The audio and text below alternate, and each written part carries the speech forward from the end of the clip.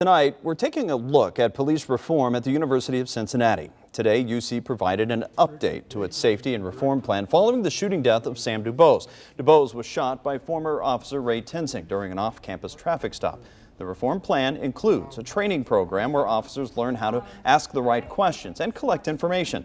Today, safety leaders told the community that crime in the half-mile radius around the campus is actually down. I'm joined now by Gregory Baker, the Director of Community Police Relations at UC. Mr. Baker, thanks so much for making time for us tonight. So people have been following, obviously, the situation for months. When we talk about reform specifically, what has changed that people would say, okay, they're going in the right direction?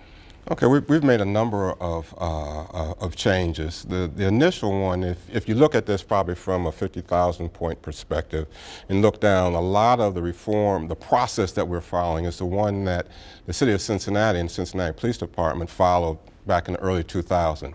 That being that we actually hired an investigative agency to review policies, procedures, and practices of the police agency. That group produced a report that contains some 276 recommendations of changes that should be made within the UC Police Department.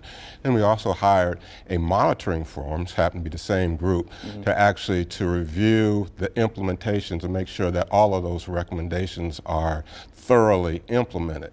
So if you see that, that's a very similar process to what the Cincinnati Police Department went through, except with one very important distinction. The university entered into this process on a voluntary basis, where we saw back during 2001 with the collaborative agreement and then the agreement with the Department of Justice, both of those were court ordered.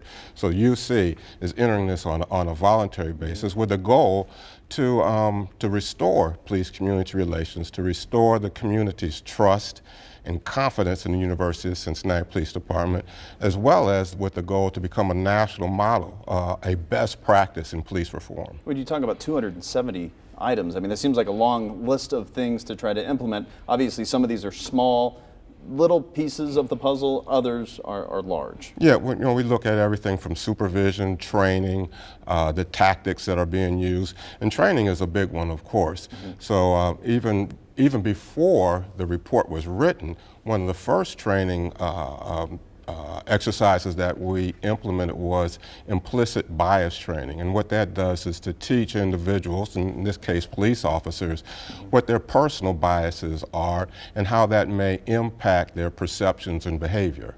Another training that we're currently in the process of implementing is one that I'm very excited about. It's de-escalation training. It occurs when a police officer encounters a citizen, and then maybe that situation would get a little bit heated and starts to escalate. Well, we want to talk about how can a police officer better manage that situation and de-escalate it, but we really want to take it one step forward, beyond in terms of us being a best practice, to talk about non-escalation training.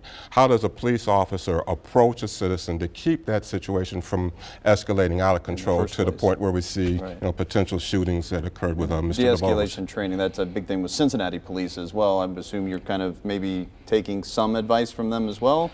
Well, we're taking advice from them, but we have a very rigorous criminal justice program at the University of Cincinnati, and our Vice President of Safety and Reform, Dr. Robin Engel, who was with me this morning when we gave our presentation, is very renowned in police reforms across the nation. So we're looking at those best practices across the nation and then adopting those as our own. All right, Mr. Baker, thank you so much for joining us. And of course, you can find more information on WCPO.com in regards to the 270 items, and we'll continue to follow the situation as well. Thank you very much. Thank you. All right.